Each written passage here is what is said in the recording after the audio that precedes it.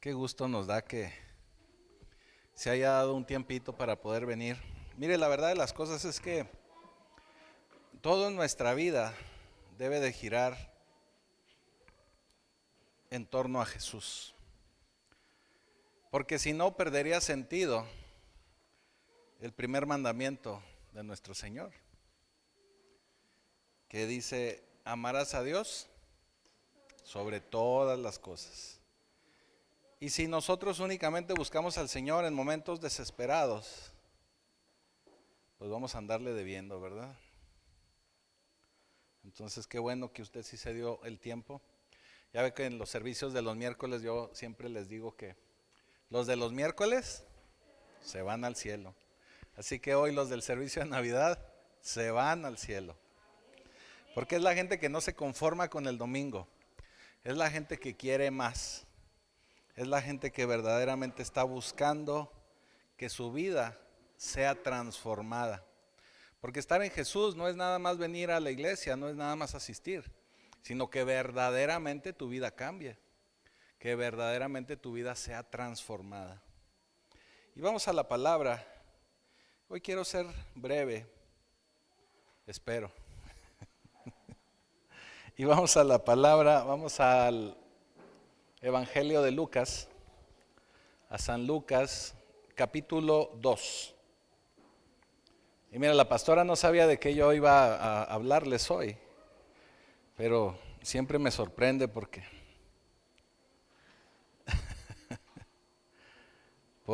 se me adelanta. Lucas 2, y vamos a iniciar a leer en el versículo 8. Y dice: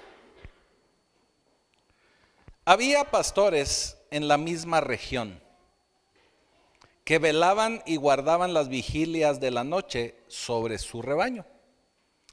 Y he aquí se les presentó un ángel del Señor, y la gloria del Señor los rodeó de resplandor, y tuvieron gran temor.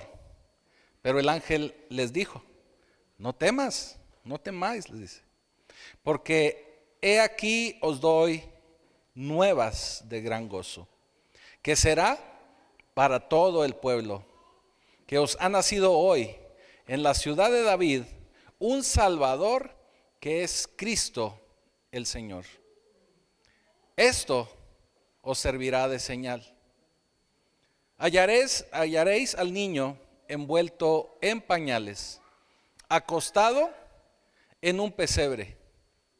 Y repentinamente apareció con el ángel una multitud de las huestes celestiales que alababan a Dios y decían: gloria a Dios en las alturas, y en la tierra paz, buena voluntad para con los hombres.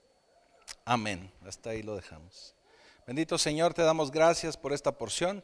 Permite, Señor, que la enseñanza que hoy vamos a recibir quede guardada en nuestra mente, en nuestros corazones, que la podamos llevar a la práctica, porque tú nos has llamado a la acción, a ser hacedores de tu palabra.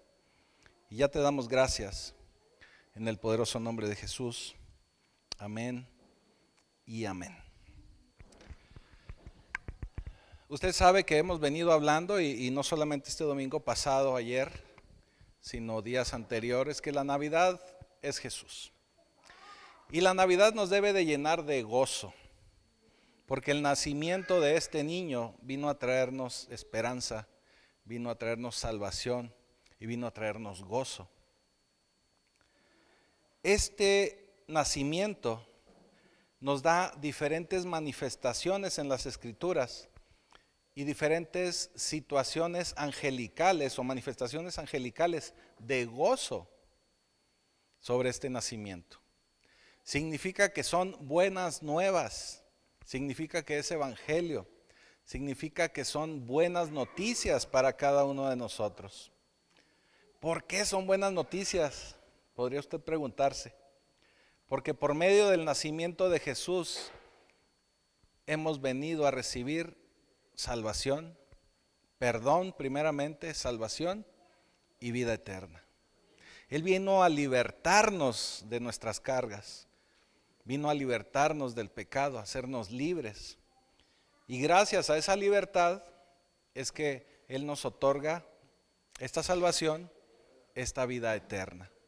Eso significa que nosotros no veremos muerte cuando sea nuestro tiempo y que tengamos que estar en la presencia del Señor. Nosotros, como ya lo hemos enseñado aquí en ocasiones anteriores, nosotros vamos a dormir, no vamos a ver muerte. Es más, va a ser esto tan rápido que usted no se va a dar cuenta para cuando ya vamos a venir junto con el Señor a su segunda venida en ese milenio de gobierno del Señor. De verdad, usted no se va a dar cuenta de que de pronto, porque así dice la Escritura, en un abrir y cerrar de ojos. ¿Usted se ha dado cuenta cuando parpadeamos? Es rápido. Lo hacemos de manera inconsciente y es muy rápido. Así, de esa manera va a ser cuando tengamos nosotros un cuerpo glorificado y vayamos a venir con el Señor. Pero todo esto lo vamos a recibir y todo esto inició con el nacimiento de este niño. Y ya lo hablábamos ayer. El nacimiento de este niño vino a partir la historia. Por eso hay un antes de Cristo y un después de Cristo. Pero este partimiento de la historia o esta historia que es fragmentada debido a su nacimiento, también ocurre en la vida de nosotros. Porque yo le puedo asegurar que hay un antes de Cristo y un después de Cristo en su vida, en nuestra vida. Al menos en la nuestra, me refiero a la pastora y su servidor, sí lo hay. Hay un antes y hay un después.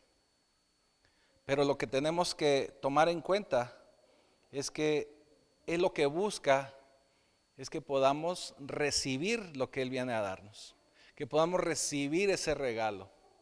Entonces esta Navidad usted tiene que recibir ese regalo del Señor, esa salvación y esa vida eterna.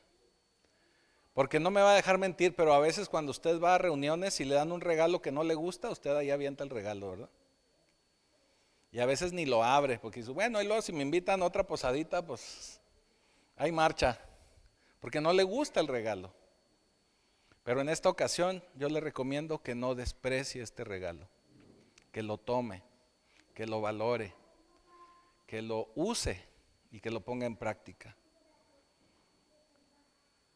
En esta porción que leímos, San Lucas nos reporta otra visita angelical, y digo otra porque hubo varias, pero vamos a enfocarnos en esta visita, porque en esta visita él va y visita a un grupo de pastores que se encontraban en la región de Belén de Judea. Y la tradición nos enseña que eran únicamente pastores, y los vemos así como pastores y hasta nos los imaginamos como pastores así que conocemos aquí en México. Pero estos pastores y a estos pastores a los que este ángel les visitó, eran pastores muy especiales. Dice en el versículo 8, había pastores en la misma región que velaban y guardaban las vigilias de la noche sobre su rebaño. Eso significa que cuidaban el rebaño, y usted dirá, bueno, pues es que iban y les robaban del ganado, así como también puede ser en cualquier lugar del mundo. Y sí, pero en este caso, estas ovejas o este rebaño tenía que ser altamente cuidado y protegido, porque ellos no eran pastores comunes y corrientes. Eran un grupo de pastores que se dedicaban a custodiar, a cuidar los rebaños de los corderos que iban a ser sacrificados en el templo de Jerusalén. O sea, eran los pastores elite, vamos a decirlo así. Eran el top de los pastores.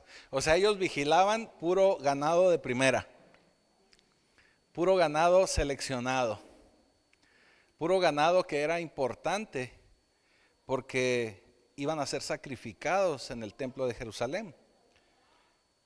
Usted debe de entender, y hay que explicarlo un poco, que realmente existían estos sacrificios de sangre. Dios mismo estableció este sistema o este programa de sacrificios a favor de su pueblo. Estos sacrificios fueron ordenados por Dios para el beneficio del pueblo de Israel. Inclusive, desde Adán y Eva se inicia este sistema de sacrificios. Hay mucha gente que pelea y discute y habla sobre la ley mosaica y la ley de Moisés y que ahora nosotros no estamos en esa ley. Y ciertamente no, pero hay muchísimas cosas que están vigentes porque esa ley de Moisés se estableció para regular a la gente y ayudarles a formar una mentalidad acerca del Señor. Pero hay muchas cosas que están incluidas en esa ley que se han llevado como principios del Señor desde el Génesis. Este sistema de sacrificios viene a ser una sombra de lo que para nosotros hasta el día de hoy es el sacrificio de Jesús en la cruz. Y déjenme le explico un poco más. Cuando Adán y Eva caen en pecado, obviamente reciben el castigo de parte del Señor y el Señor los echa fuera de su huerto, ¿verdad? Del jardín del Edén. Y cuando ellos están fuera, porque abrieron sus ojos y se dieron cuenta de una realidad que antes no habían visto, porque vivían en lo espiritual, y ahora se daban cuenta de lo que ocurría también en lo físico, se dan cuenta que están desnudos. Cuando nosotros entendemos que estamos desnudos es porque no estamos cubiertos por el Señor. Cuando usted se siente solo, desamparado, que no tiene esperanza, es porque tal vez en ese momento usted siente que el Señor no está ahí con usted. Pero déjeme le digo algo, la ventaja que tenemos nosotros a comparación de ellos es que por medio del sacrificio de Jesús, lo único que tenemos nosotros que hacer es volvernos a acercar a Dios. Y Él está ahí para recibirnos, Él está ahí para cubrirnos y abrazarnos. En el caso de Adán y de Eva, el mismo Señor, Dios Padre, estableció sacrificio de sangre para cubrir los pecados de Adán y de Eva. Génesis 3:21, por favor. Génesis 3:21. Y Jehová Dios hizo al hombre y a su mujer túnicas de pieles y los vistió. O sea, ¿quién les hizo las túnicas? Dios mismo. Y eran túnicas de pieles. Y estamos hablando del Génesis. Entonces esas pieles tuvieron que haber provenido de algún animal. Y para poderle quitar la piel a un animal, pues ese animal tuvo que haber muerto. Fue sacrificado. Eso significa que para cubrir los pecados de cada uno de nosotros, la única forma de poderlos cubrir es por medio de que alguien muera. Sacrificio de sangre. Por eso Romanos 6:23 dice, porque la paga del pecado es muerte, mas la dádiva de Dios es vida eterna en Cristo Jesús, Señor nuestro. Eso significa que si yo quisiera pagar por mí mismo mis pecados, ¿qué cree? Tendría que morir. O sea, no hay forma de que ninguno de nosotros podamos pagar por pecados delante de Dios. O sea, si usted quisiera presentarse delante de Dios y decirle, Señor, yo quiero pagar por mis pecados, tendría que ser únicamente por muerte. O sea, moriría. El Señor lo sabía. Entonces, sabía de la naturaleza del hombre y de su creación, porque se dio cuenta con Adán y con Eva, y dijo, oye, pues acabo de crear a Adán y Eva, y ya pecaron, y si tienen que pagar con sangre, los tengo que sacrificar, o sea, me voy a quedar sin creación. O sea, no podía establecer que cada uno pagara sus pecados muriendo cada uno de ellos. Vaya, cada uno de nosotros nos quedaríamos sin humanidad.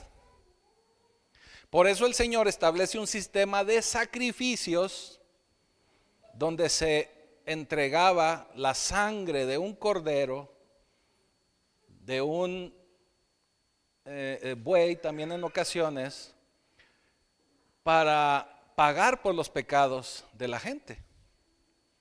Es un sistema de sustitución. Por eso, cuando se hacían estos sacrificios, ya nosotros no estamos acostumbrados a eso y no lo hacemos.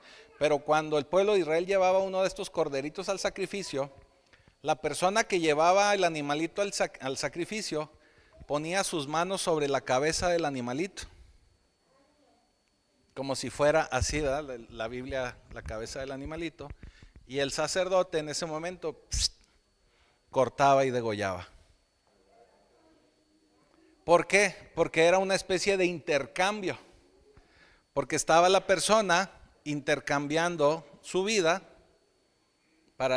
por la del animalito, vaya, el animalito por la vida de la persona que estaba pagando por su pecado. Así eran los sacrificios.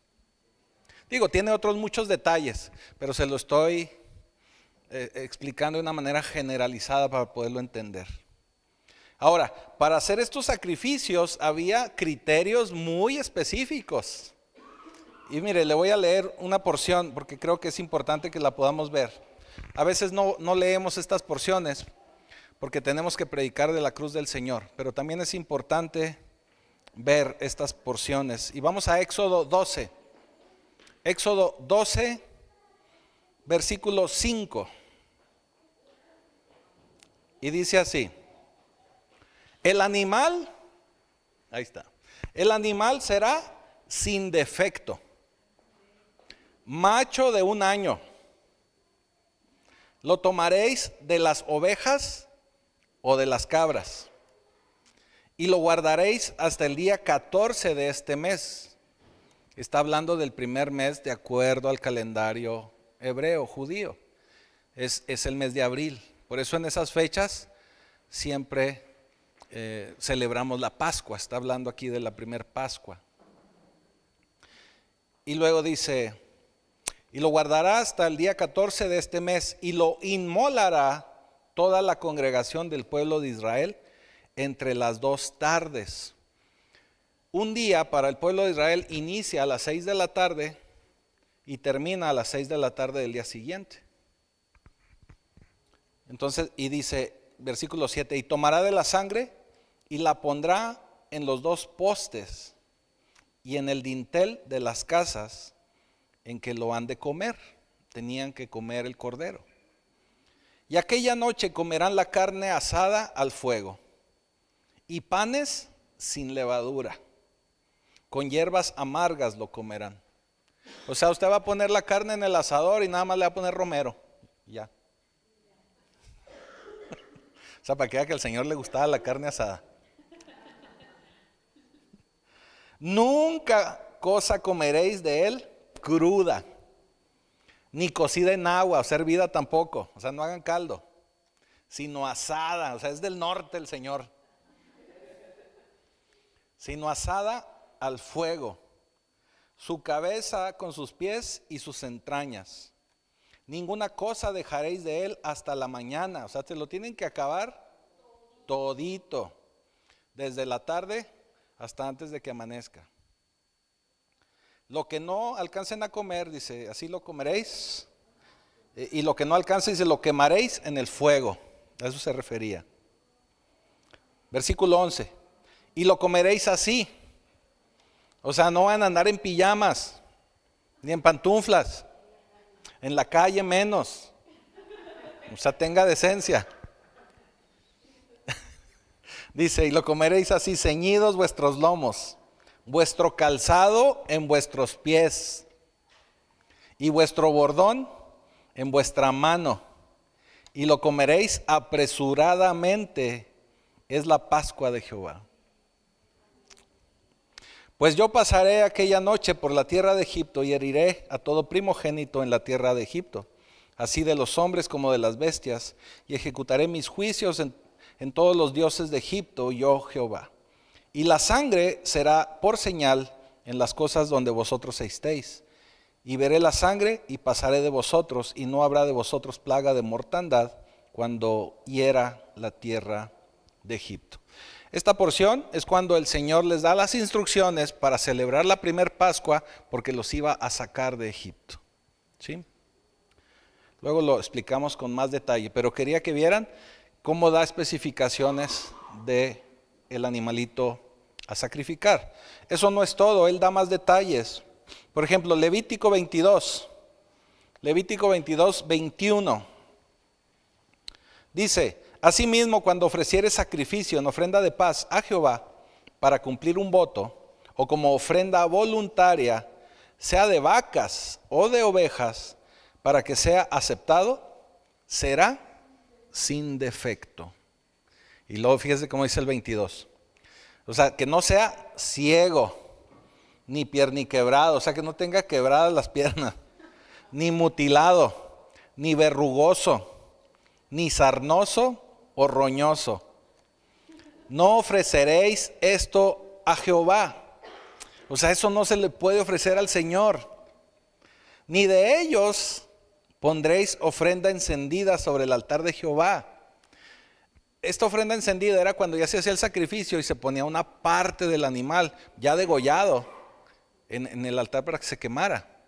Entonces mucha gente podía usar un animal de estos y llevarlo como ofrenda. Pero esto no era correcto delante de Dios. Y esto me adelanté a platicarles y hablarles de esto porque el próximo domingo vamos a hablar de diezmos, ofrendas y primicias. Ya vamos a entrar más a detalle en eso el domingo. Pero ¿qué quiere decir? Que al Señor se le tiene que entregar siempre lo primero y lo mejor. Lo primero y lo mejor. Por eso nosotros cuando nos preguntan del diezmo, le digo, usted lo primero que tiene que hacer cuando recibe su sueldo, su sobre, su nómina, lo que reciba, apartar. Porque es lo primero. No hasta que ya paga a Coppel y a todos, y si me quedó es lo que yo voy a dar. No. Eso es como si usted diera un animal ciego, pierniquebrado, mutilado, verrugoso, sarnoso o roñoso. Porque es lo que le quedó. No es lo mejor ni lo primero. ¿Estamos entendiendo? Se oye muy duro, pero así es con el Señor. Fíjese, Levítico 22, 27. Vamos a brincarnos al 27. El becerro o el cordero o la cabra, cuando naciere, 7 días estará mamantando de su madre. Mas desde el 8º día en adelante será acepto. O sea, ya un nacido de 8 días ya podía ser entregado al Señor. Para ofrenda de sacrificio encendida a Jehová. Y sea vaca u oveja, no degollaréis en un mismo día a ella y a su hijo. O sea, hay reglas del Señor. Hay reglas del Señor.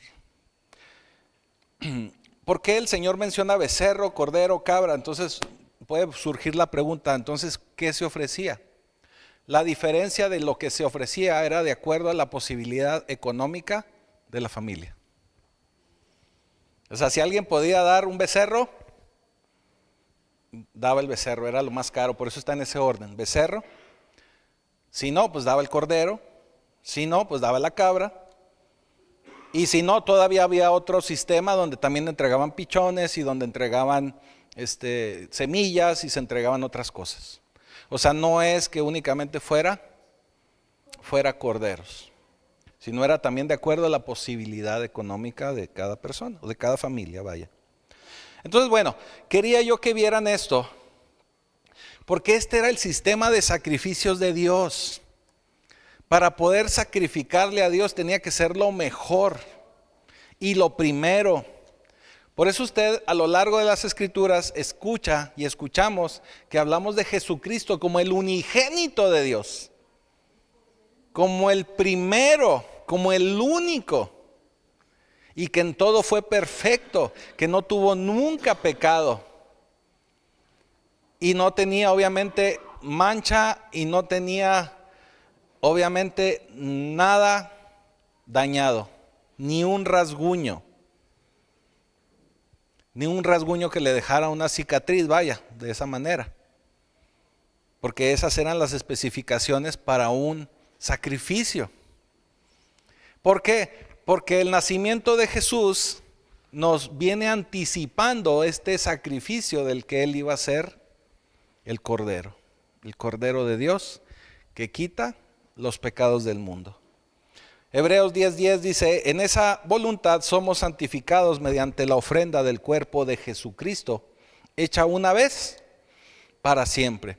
Por eso, por medio de Jesucristo se establece esta ofrenda suprema, este sacrificio máximo, y ya nosotros no tenemos que estar sacrificando animales. Por eso, porque nosotros estamos en este nuevo pacto, que es mucho mejor, y que ya no es por medio de la sangre de corderos, de becerros, de cabras, sino que es por medio de la sangre de Jesucristo. Por eso es tan importante y por eso es tan trascendental para nosotros el poder recibir a Jesús y poder participar en la Santa Cena. Es el recordatorio de que estamos en un pacto nuevo con el Señor. Así que ahorita, antes de irnos, asegúrese de tomar la Santa Cena.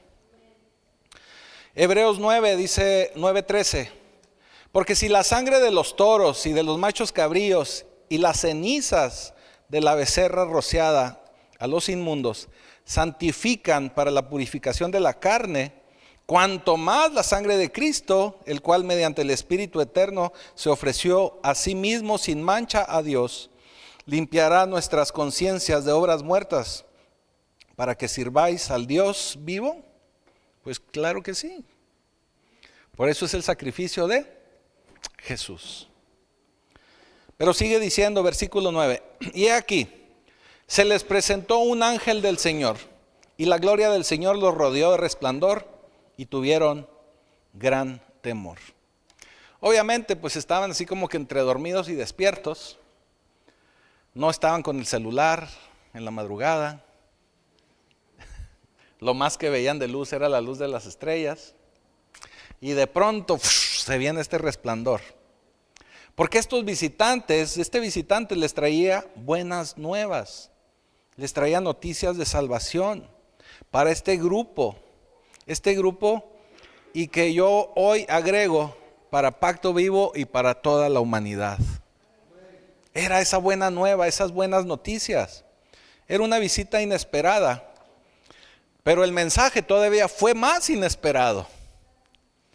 Porque le dice en el mensaje, versículo 10, pero el ángel les dijo, no temas, porque he aquí os doy nuevas de gran gozo, que será para todo el pueblo, que os ha nacido hoy en la ciudad de David un Salvador que es Cristo el Señor. Esa era la buena nueva. Era el Mesías del que hablaban las Escrituras. Era el nacimiento de ese ungido y de ese rey prometido para Israel. Tenemos que recordar que el pueblo de Israel desde tiempos inmemorables ya estaban esperando esta promesa de Dios, donde recibirían a este ungido que les iba a traer libertad y que les iba a traer salvación. Así lo veían ellos y estaban ellos esperando este nacimiento. Había gente esperando las señales precisas para poder entender el nacimiento de este Mesías. Y Dios decidió anunciar el nacimiento de su Hijo y se lo anuncia no a líderes del mundo, o sea, no fue con Elon Musk ni con Trump a decirles, no, ni a los más poderosos, ni a los del G20, no. Fue con un grupo de pastores. Es más, ni siquiera fue con líderes religiosos. No, se lo anuncia a simples pastores. Digo, y es un decir simples, ya acabamos de ver que no eran pastores comunes y corrientes. Se dedicaban a cuidar los rebaños de ese ganado que iba a ser sacrificado al Señor.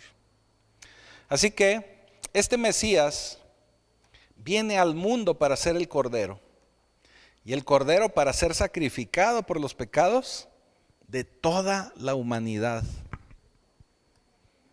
Así como ese rebaño, o sea, el Señor viene a nacer y tenía que crecer como ese rebaño que estos pastores estaban cuidando. Por eso la anunciación viene sobre ellos, porque ellos tenían que dar testimonio de este mensaje angelical, pero también tenían que dar testimonio de lo que habrían de ver. Porque el ángel les da la noticia y les dice, este nacimiento es para ustedes, porque les ha nacido hoy. Pacto vivo, el Cordero ha venido hoy para ti. Ha venido hoy para ustedes, para confirmar sus palabras. Pero este ángel no solo viene a confirmarte que ha nacido, sino viene a decirte dónde lo puedes encontrar. Porque este rey no nació en un palacio, sino en un pesebre. En un establo, vaya, y en el establo había un pesebre. Pero hoy puede nacer en tu corazón, si es que aún no ha nacido ahí. Hoy puede nacer en tu corazón. Hoy puedes darle una nueva oportunidad de que nazca en tu corazón. Versículo 12 le dice, esto les servirá de señal. Era una señal para ellos. Hallaréis al niño envuelto en pañales, acostado en un pesebre. Y estamos muy acostumbrados a escucharlo, pero para este grupo de pastores era una gran señal. Déjame te explico. Estos pastores, como ya lo dijimos, eran los responsables de cuidar al rebaño que habría de ser sacrificado. Eso significa que si había dentro del ganado una hembra que tenía que parir, ellos tenían que estar al cuidado de ese nacimiento. Tenían que cuidar que lo que naciera de ese ganado fuera cuidado, y cuando nacía lo revisaban. Apenas en cuanto nacía, ellos se encargaban de limpiarlo como si fueran a vender perritos. Como si fueran a dar perritos en donación. Se encargaban de limpiarlos, de revisarlos, de ver que estuvieran en perfectas condiciones para ayudarles a que no se hicieran daño. Eso significa que cuando nacían, después de que los limpiaban, los revisaban, ellos los envolvían en telas, en pañales, y los ponían durante unas horas encima del pesebre.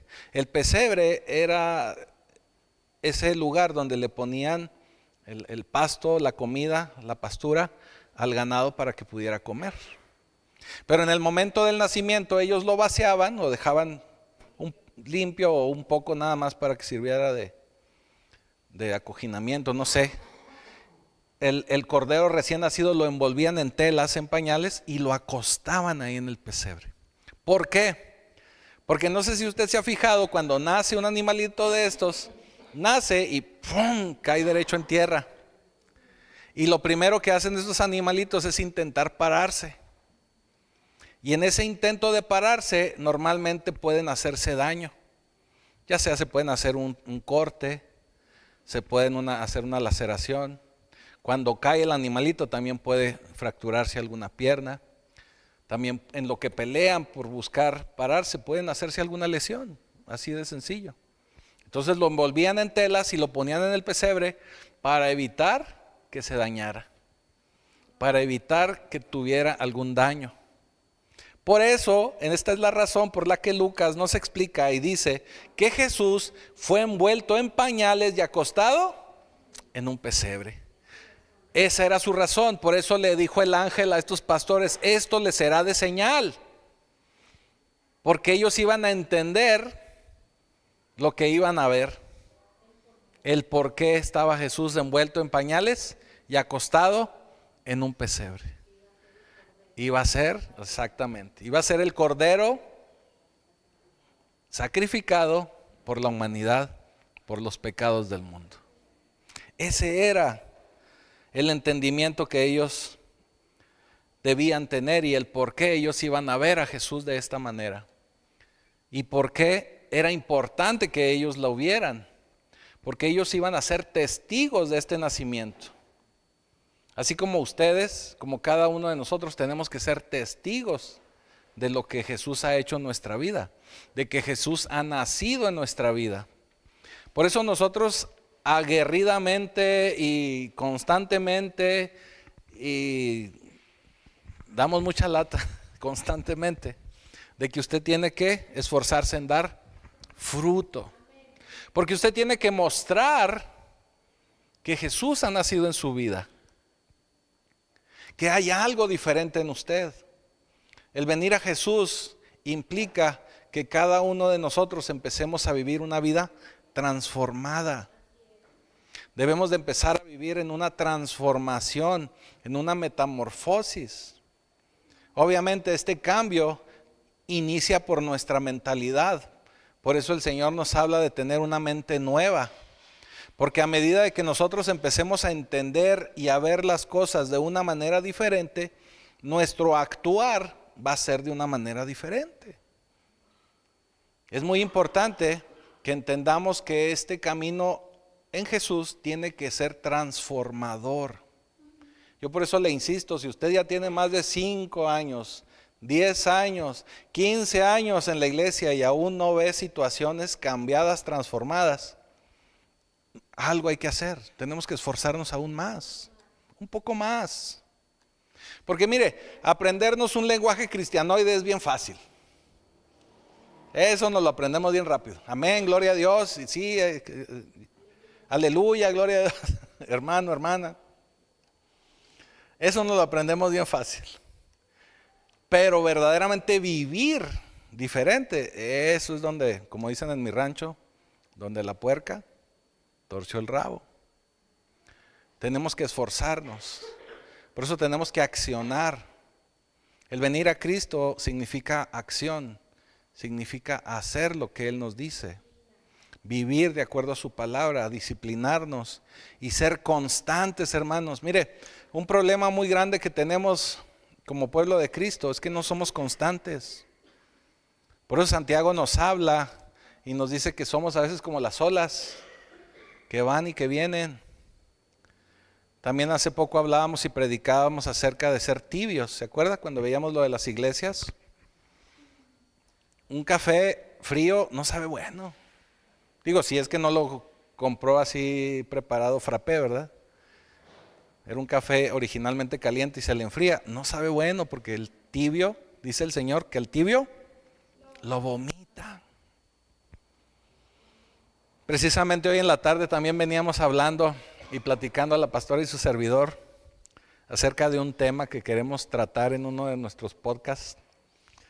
Y veíamos cómo a veces la fe se convierte en un pretexto. ¿Cómo lo veíamos? Como un pretexto para la mediocridad. Porque a veces por la fe no somos radicales. A veces por la fe procuramos no lastimar.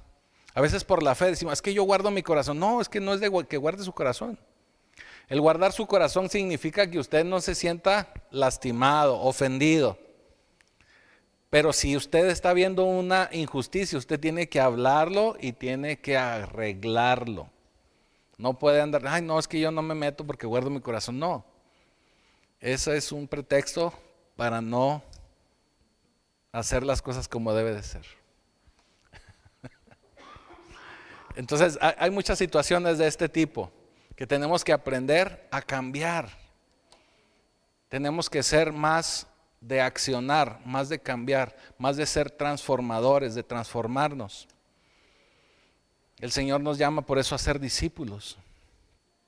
Mire, hace poco también, aprovechando, ya me salí poquito, aprovechando el tema, veía por ahí un videíto de esos que ahora salen muchos en las redes sociales. Y me llamó la atención porque yo en días pasados o semanas pasadas yo les estuve hablando de ser discípulo de Jesús o ser simpatizante. ¿Sí recuerda? De hecho predicamos de eso también. Y yo algo que noto entre ser nada más simpatizante, porque me gusta el ambiente, porque voy bien, o ser verdaderamente un discípulo, es el compromiso.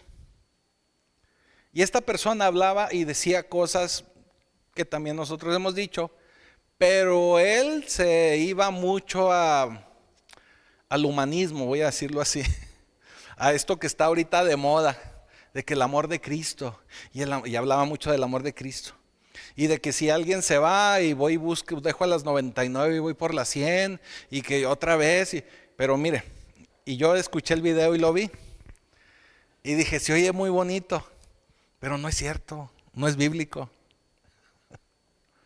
No es bíblico.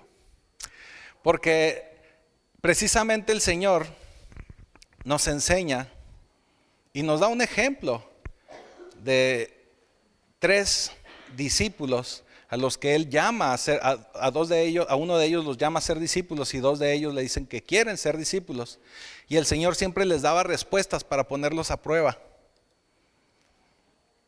Y normalmente ellos terminaban diciendo que no, y no lo seguían. ¿Por qué? Porque el Señor conoce nuestro corazón. Él no se fiaba de lo que nosotros decimos. Y Él ponía a prueba a todas estas personas. También cuando designa a los primeros 12 discípulos y les dice, vayan y prediquen. Y les dice esta instrucción. Si en algún lugar que van, en alguna casa, no los reciben, no les dijo, insistan y luego vuelvan a ir y en el amor de Cristo vuelvan otra vez a insistir. No les dijo eso. Les dijo, sacúdanse los pies y vayan para donde sigue. ¿Verdad? Entonces eso echa por tierra esa teoría de que, ay, es que no, hermano. Sí tenemos que predicarlo a todas las naciones, pero si alguien no lo quiere recibir, no lo va a recibir. Ya llegará el tiempo tal vez. Ya llegará el tiempo. Pero no es así. Por eso le digo, no es bíblico mucho de eso que escuchamos. Por eso tenemos que estudiar las escrituras, la palabra. Y lo que le diga, aunque yo se lo diga o se lo diga a cualquier pastor, usted investíguelo, usted léalo, órelo. Porque ahorita sí está plagado, mire, en las redes sociales de cosas que no son correctas, que no están bien sustentados en la escritura. Que se oye muy bonito para llenar bancas, pero no está sustentado en las escrituras. Por eso al pecado se le ha dejado de llamar pecado y se le dice error, resbalón, equivocación. No, es pecado. Accidente. Por eso se ha dejado de confrontar el pecado. Pero estamos llenando las iglesias con pura gente tibia, con puro simpatizante y con pura gente que no quiere ser transformado. Por eso vemos que todavía en muchas iglesias siguen habiendo matrimonios con infinidad de problemas. Y no quiere decir que no los haya, que no los haya. Perdón. Verdad, es que vi las caras. Nomás para ver si están despiertos. No quiere decir que no haya problemas, porque sí los hay. Pero tenemos que estar trabajando en salir adelante de esos problemas, no quedarnos así toda la vida. Y el problema es que vemos hasta pastores así, matrimonios de pastores así. Felices los 4, o felices los 3, o con problemas, pero como Dios me lo mandó, pues yo me aguanto. No, tenemos que transformar, tenemos que cambiar. Y tenemos que buscar ayuda. Es que si voy y busco ayuda me van a decir que estoy en pecado. No. También eso tenemos que corregirlo. Tenemos que ayudar sin andar informando a la demás gente de lo que está pasando. ¿Sí? Bueno, ya me salí un poquito del tema, perdón, usted disculpe, pero... Entonces, este nacimiento de Jesús viene a ser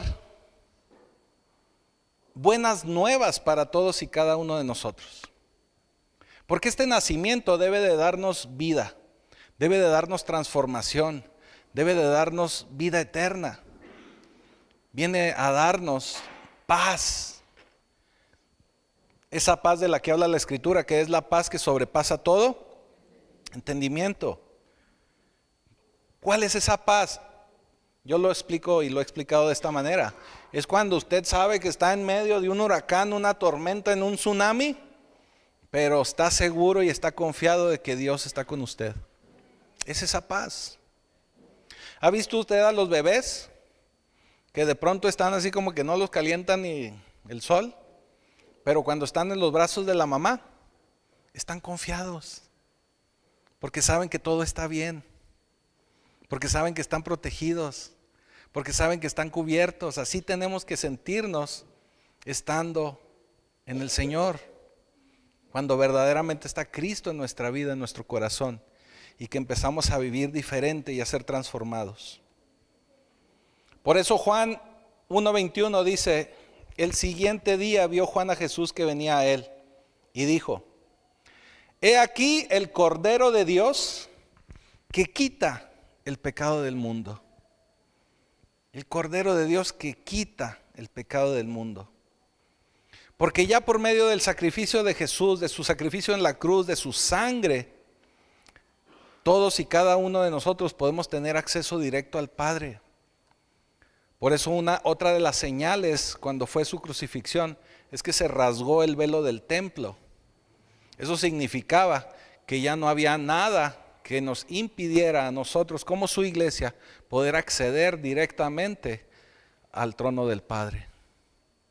Ya no era necesario buscar a un sacerdote como intercesor, porque Jesucristo venía a convertirse en ese sumo sacerdote que es el único capaz de llevarnos a la presencia del Padre.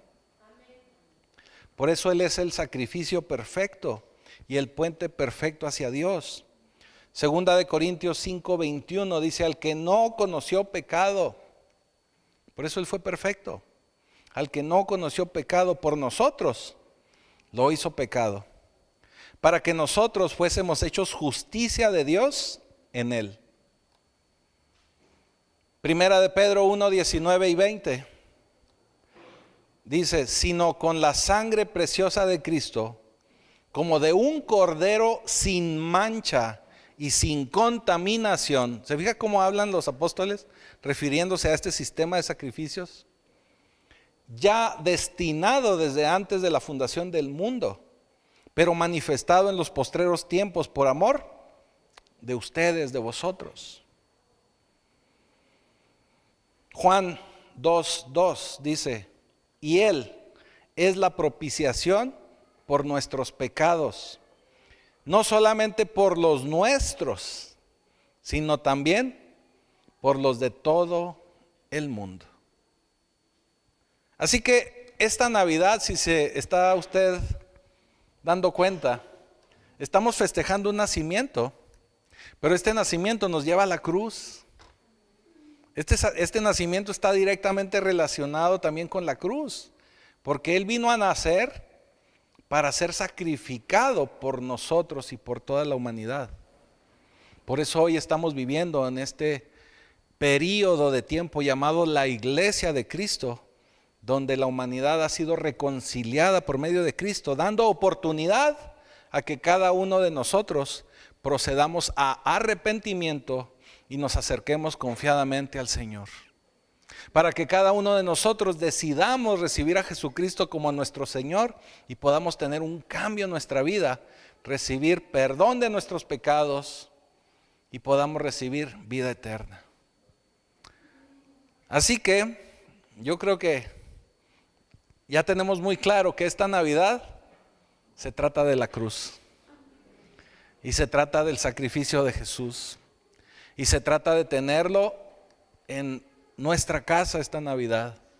Y como le decía el día de ayer, el domingo, si usted va a festejar un cumpleaños, usted no festeja sin el cumpleañero. Usted no hace un pastel sin que el cumpleañero esté sentado ahí a la mesa. Así que esta Navidad, hermanos, hermanas, esta Navidad se trata, esta y todas las Navidades se trata de Cristo.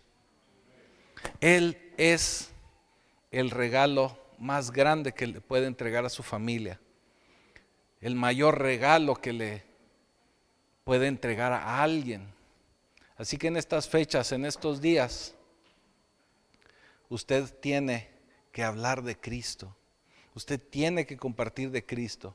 Y usted me puede decir: pastor, pero no me sé muchos versículos. No se preocupe.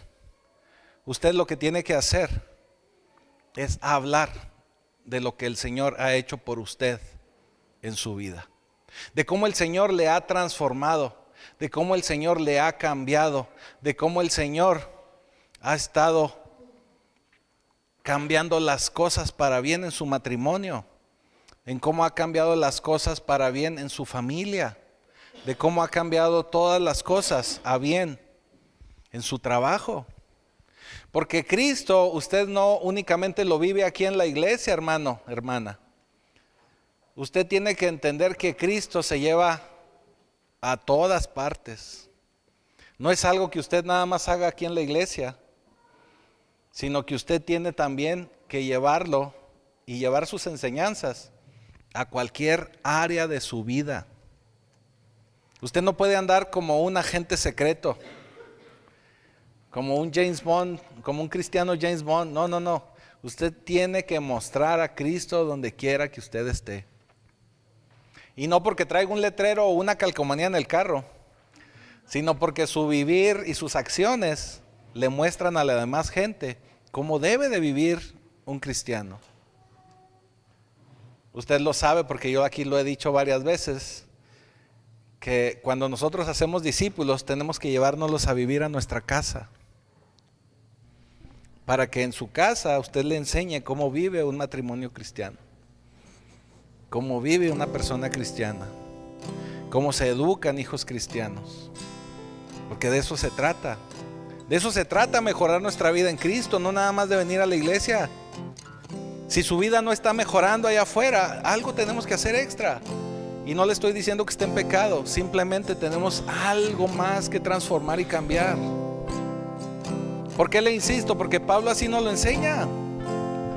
Pablo les dice a los corintios: ustedes ya deberían estar haciendo su carne asada y todavía andan tomando leche con lo de Chihuahua. Eso significaba que en un periodo de aproximadamente 5 años, que es cuando él escribe la carta a los corintios, usted ya lo sabe, yo lo he dicho muchas veces, ya él estaba esperando que fueran maduros en la fe, y todavía no eran. Así que, hermanos, es momento y es tiempo de esforzarnos, de trabajar un poco más y de mostrar a Jesús en la casa, en la oficina y en todos lados donde usted ande. Así que vamos a tomar la Santa Cena, ¿qué le parece? Porque hoy es un tiempo de celebrar. Hoy es un tiempo en el que Jesús debe de ser el principal motivo de esta Navidad. Pero antes de eso tenemos que orar, porque el Señor nos dice que tenemos que tomar la Santa Cena de una manera digna. Y yo les decía que no se trataba de algo que hablara de formalidades o de cuestiones de dogma o doctrinales, sino se refiere a que lo hagamos de una manera sincera y de una manera entendiendo lo que estamos haciendo. Eso se refiere.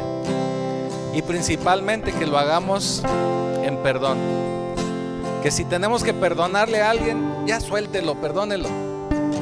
Y si tiene que pedir perdón también, usted pídale perdón. Si no está aquí la persona, pídale perdón al Señor. Y tenemos que seguir adelante. Así que vamos a orar. Así. Ay, jole, ya. Así es, amados. Ayer les decía yo que viene el tiempo en que necesitamos tener ese espíritu de arrepentimiento realmente, y es bien importante. El pastor ahorita nos instaba a soltar. Ya tenemos muchos años en lo mismo, pues ya soltemos, ¿no? Acabe de soltar esa persona que le hizo daño, esa persona que le lastimó. Hemos hablado muchísimas veces de que ya es el tiempo. ¿De qué nos sirve? No nos sirve de absolutamente nada. No vamos a regresar el tiempo ni vamos a cambiar nada. Por amor a Cristo y por amor propio, por amor propio y por amor a Cristo, hagámoslo de una vez. Así que vamos a orar. Padre, en el nombre de Jesús, te pedimos perdón, Señor, porque la falta de perdón significa que hemos actuado en soberbia, haciendo las cosas como hemos querido y no como tú nos las has mandado. La falta de perdón, Señor, genera amargura en nuestra vida, genera, Señor, dolor en nuestro corazón y en nuestra alma. Padre, en el nombre de Jesús, perdónanos. Perdónanos, Señor, y te pedimos que sea tu Espíritu Santo trayendo convicción de pecado y de justicia sobre nuestra vida, sobre nuestra alma. Danos entendimiento, Señor. Y hoy tomamos la decisión, porque perdonar como amar es una decisión. Y hoy tomamos la decisión, hoy decido perdonar en el nombre de Jesús. Y háblelo, abre su boca y diga: hoy decido perdonar a tal persona, hoy decido perdonar a esta persona por el daño que me hizo, hoy decido perdonar a fulanito, fulanita por esta situación, hoy decido perdonar a mi mamá por la falta de amor, hoy decido perdonar a mi papá porque no fue un buen padre, hoy decido perdonar a mi papá porque me abandonó, hoy decido perdonar a mi papá porque no fue proveedor, hoy decido perdonar, hoy decido perdonar, hoy decido perdonar. Y hoy te tomo, Padre Celestial, como mi Padre, y decido caminar en el camino que Cristo Jesús trazó para mí. Y decido este 2025 ser ese hijo, esa hija del cual tú escribiste en el libro de la vida. Quiero dar fruto, y fruto sobreabundante, en el nombre de Jesús.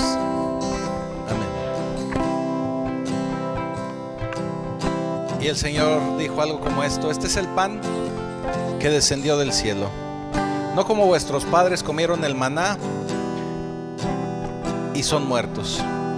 El que come de este pan vivirá eternamente. Coma el pan, por favor.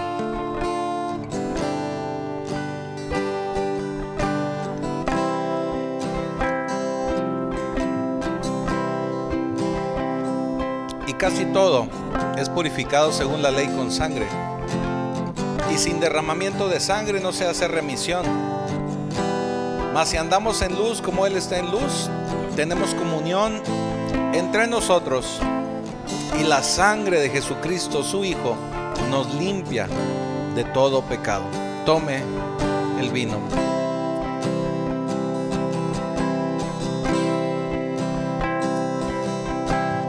Porque todas las veces que comamos de este pan, y se refiere a Cristo, y bebamos de esta copa, que es la sangre del Señor, el pacto, la muerte del Señor, anunciamos hasta su próxima venida, hasta que Él venga.